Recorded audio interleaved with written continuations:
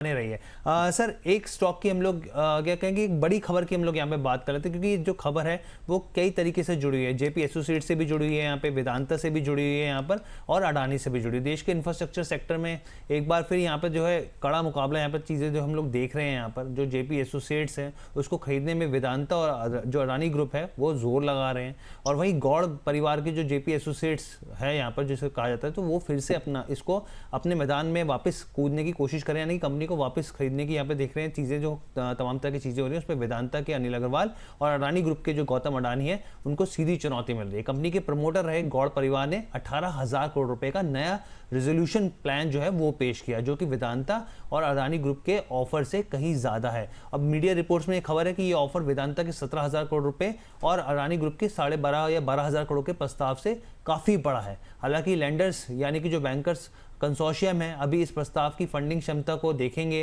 कि क्या हो सकता है क्या नहीं हो सकता है, तमाम चीज़ें होंगी। लेकिन फिलहाल के लिए यहाँ पे जो प्रमोटर ग्रुप है वो वापस कंपनी को खरीदारी में दिलचस्पी दिखा रहा है। काफ़ी बड़ा ऑफर है 18,000 करोड़। लेकिन यहाँ पर जो मैंने आपको एक इंपॉर्टेंट चीज़ बताई, ये देखना होगा कि जो कंसोर्शियम बैंकिंग कंसोर्शियम ग्रुप होता है कि वो देखेगा कि भाई एबिलिटी है, क्षमता है, कैपेसिटी है कंपनी के अंदर, नहीं है, वो चीज़ यहाँ पर ध्यान रखनी होगी। तो सर ऐसे में एक जो चीज़ है जेपी एसोसिएट्स की से जुड़ी जो खबर निकल के आ रही है, आप इसको कैसे देख रहे हैं? देखिए अभी तो जस्ट स्टार्टिंग है, एक उन्होंने बिड फ्लो की है और उसके जरिए ये जस्ट एक इंफॉर्मेशन दी है कि हम अभी मार्केट में हैं। बट ऐसा नहीं है, हमें लगता है कि जो भी हायर अथॉरिटी है जो डिसीजन देंगी वो शायद मुझे नहीं लगता कि जेपी एसोसिएट के फेवर में आएगा।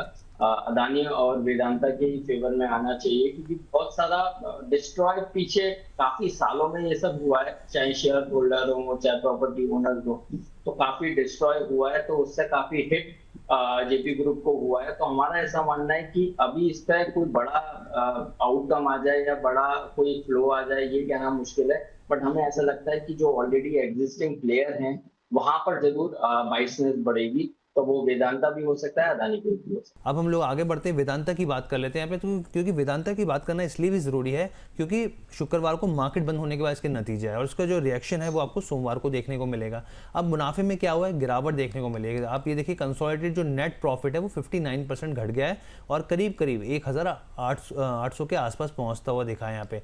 अब यहाँ पे लेकिन ये बात समझने वाली, इस पर फोकस कीजिएगा कि मुनाफे में जो गिरावट हुई है वो एक्सेप्शनल लॉस के जरिए हुई है, और जो एक्सेप्शनल लॉस है वो 2,067 करोड़ के आसपास है। यहाँ पे सुप्रीम कोर्ट के निर्णय के बाद यहाँ पे मेगा पावर जो बेनिफिट क्लेम है उससे जुड़ा हुआ ये राइट ऑफ है यहाँ पर, उसका असर देखने को मिला। और एक्सेप्शनल लॉस को आप इस लिहाज से भी समझ सकते हैं यहाँ पर, क्योंकि देखिए हमेशा कई बार आप सुनते रिजल्ट्स में कि एक्सेप्शनल गेन हो गया, कि जो उम्मीद नहीं थी उस हिसाब से गेन हो गया, और जो ये जरूरी नहीं कि वो अगले क्वार्टर में भी होता हुआ देखे। तो उसी तरीके से एक्सेप्शनल लॉस हुआ है जो यहाँ पर मैंने आपको जानकारी दी यहाँ पर। और अगर आप इससे पहले का प्रॉफिट आफ्टर टैक्स देखें तो उसमें 13% की बढ़ोतरी हुई है यहाँ पर। तो ये चीज़ आप यहाँ पर ध्यान रखिए। और इसके हिसाब से अगर हम लोग देखें यहाँ पर, तो देखिए पहली जेपी एसोसिएट्स को लेकर खबर थी, अब यहाँ पर जो है वेदांता के नतीजों को लेकर खबर है यहाँ पर। सर आपके हिसाब से वेदांता के जो मुनाफे में गिरावट आई है उसको कैसे देखना चाहिए, निवेशकों के लिए क्या रणनीति रहनी चाहिए सोमवार के लिए और आगे के लिए भी?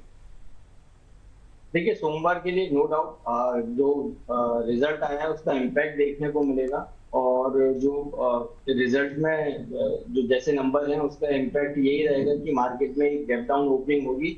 बट सूनर लेटर हमें लगता है during the day he stock में अच्छी रिकवरी देखने को मिलनी चाहिए। तो हमारा ऐसा मानना है ओपनिंग नोट पे जो लेवल देखने को मिले, जो गिरावट स्टॉक में नजर आए, तो वो एक खरीदारी का मौका होगा, क्योंकि चार्ट पे ये सारी चीज डिस्काउंट हो चुकी है। एक रिजल्ट का नीजर रिएक्शन देखने को मिलेगा, बट उसके बाद बाइंग नजर आती है। वेदांता में 22 पॉजिटिव है, स्टॉक में डिप में खरीदारी करके चलिए। हमें लगता है 475 के आसपास अगर ये काउंटर मिलता है खरीदारी का मौका है, फिर एक बार तेजी दिखाएगा ये काउंटर, 520 525 तक के अच्छा मूव देखने को मिलेंगे। स्टॉप लॉस रहेगा 465। ठीक है सर, हमारे